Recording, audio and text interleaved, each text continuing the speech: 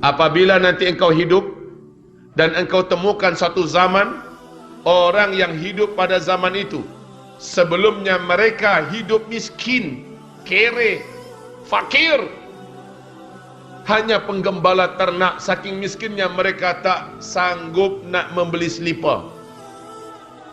Mereka bertelanjang dada. Tiba-tiba mereka kaya raya, menjadi kuaya raya. Dan mereka sangat berjaya, sangat berkuasa. Lalu mereka saling berlumba-lumba, berbangga-bangga membangun gedung-gedung yang tinggi-tinggi. Tersirat dalam hadis ini pernyataan Nabi, bila zaman itu sudah kalian temui, maka jarak masa antara kalian dengan kiamat sudah sangat-sangat dekat. Ini hadis sahih Imam Muslim. Yang bercerita adalah Umar bin Khattab radhiyallahu anhu. Di riwayat Imam Ahmad, Abdullah bin Abbas bertanya kepada Rasulullah, "Ya Rasulullah, siapakah yang engkau maksud? Miskin, kere, fakir, penggembala ternak, tidak beralas kaki, bertelanjang dada, tiba-tiba menjadi kaya raya dan sangat berkuasa, dan mereka saling berlomba-lomba dan berbangga-bangga membangun gedung-gedung yang tinggi-tinggi. Ya Rasulullah, siapa yang engkau maksud?" Nabi menjawab, "Humul Arab." Mereka adalah bangsa Arab. Masya Allah, mari kita lihat fakta. Sekarang ini tuan-tuan yang mulia, lihat, Arab sebelum minyak bumi ditemukan, namanya masih satu, Jazirah Arabiah. Saya bertanya kepada tuan-tuan yang mulia, kepada perempuan yang terhormat, Jazirah Arabiah dulu kaya apa miskin? Sangat miskin. Negeri gurun Sahara yang luas, pasir yang panas, tandus, bagaikan tak bertepi. Dia tak punya apa-apa. Memang miskin tuan-tuan. Tapi bila mana minyak bumi sudah ditemukan, mereka pun berubah menjadi negeri yang kuaya raya. Jadi bukan kaya raya, itu mah biasa. Tapi kuaya raya pakai tasydid. Saking kayanya. Dan mereka pecah mendirikan negara sendiri-sendiri menjadi 7 negara kaya dunia. Qatar, Bahrain, Uni Kuwait, Uni Emirat Arab, Arab Saudi, Oman, dan Yaman. Mari kita lihat apa yang dibawa oleh masing-masing negara ini di kota-kota besar mereka. Apa yang mereka buat? Yang paling dekat di hati kita dulu, Makkah Al-Mukarramah.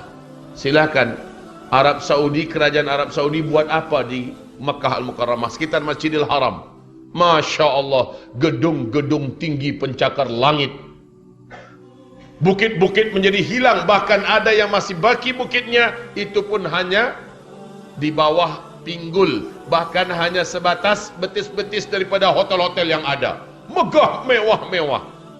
Madinah Al-Munawwarah, Masjid Nabawi yang begitu indah dan megah mewah, sekarang sudah hampir tenggelam, dikelilingi oleh hotel-hotel bintang 5, mewah dan tinggi besar-besar. Ibu kota Riyadh, ketika Raja Abdullah masih hidup, Pangeran Salman diangkat menjadi gubernur ibu kota Riyadh. Oleh Pangeran Salman, ibu kota Riyadh dirubah menjadi kota metropolitan ala Eropah. Jeddah dijadikan sebagai kota perdagangan dan persimpangan Timur Tengah. Ini baru Arab Saudi. Lihat negara sebelahnya, Kuwait.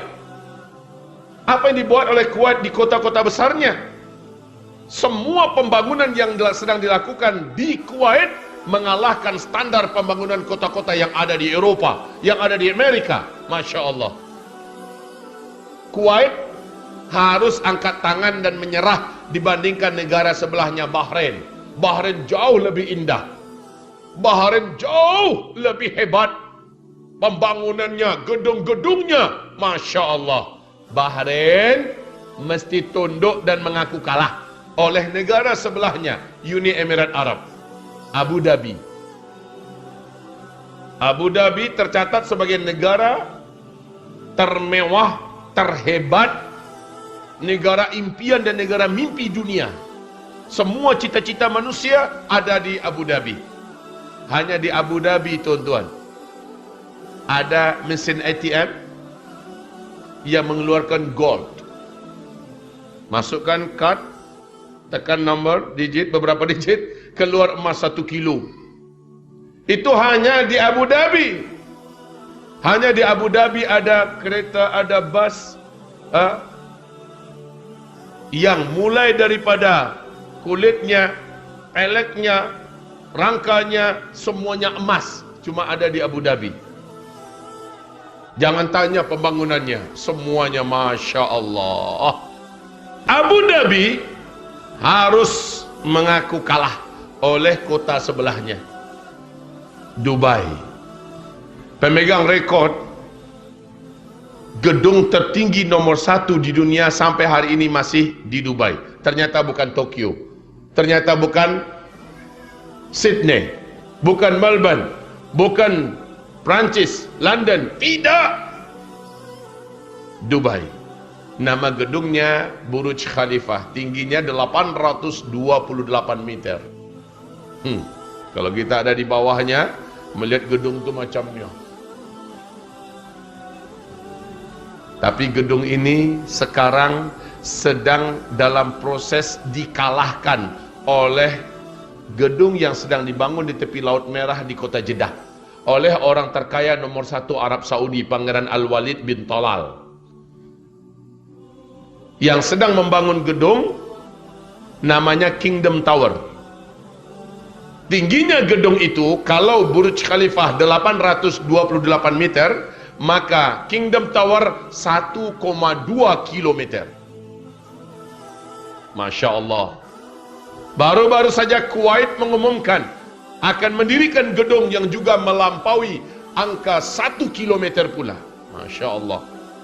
Pangeran Muhammad bin Salman sudah menyampaikan kepada seluruh dunia cita-cita besarnya, bahwa 2030 sudah berdiri sebuah kota terindah, termahal, termegah, terhebat di dunia, dekat berbatasan dengan Yordania, masih di tepi Laut Merah, namanya kota Neom, yang menghabiskan dana 660 triliun, maaf, 6.600-an triliun lebih uangnya. Masya Allah. Saya tak tahu bahasa triliun ini apa. Dan saya tidak pernah, kalau angka nolnya tak berapa itu. Ya Allah, ya Rabbana, wahai ibarat Allah yang kami muliakan, 12 digit nolnya.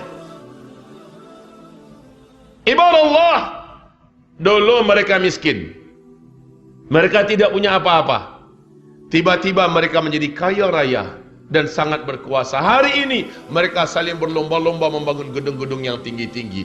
Jika zaman itu sudah kalian temukan, kata Nabi, jarak masa antara kalian dengan kiamat sudah sangat-sangat dekat. Nah, Masya Allah, siapa yang baru pulang umroh baru-baru ini, bahkan di Ponbinbit kita pun boleh lihat, di YouTube boleh kita lihat, bahkan beberapa sahabat kami yang baru saja pulang daripada Tanah Suci, benar-benar nyata Bapak, Ibu, bahwa tepian padang pasir, bukit-bukit yang ada sudah mulai menghijau.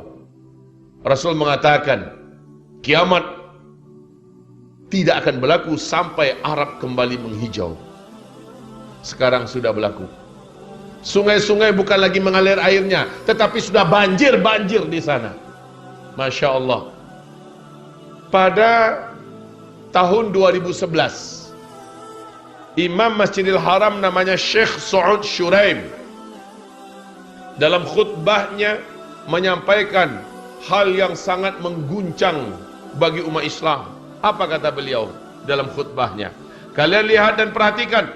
Hai umat Nabi Muhammad, Rasulullah pernah mengajak Muadz bin Jabal radhiyallahu anhu berjalan-jalan di dekat daerah Tabuk.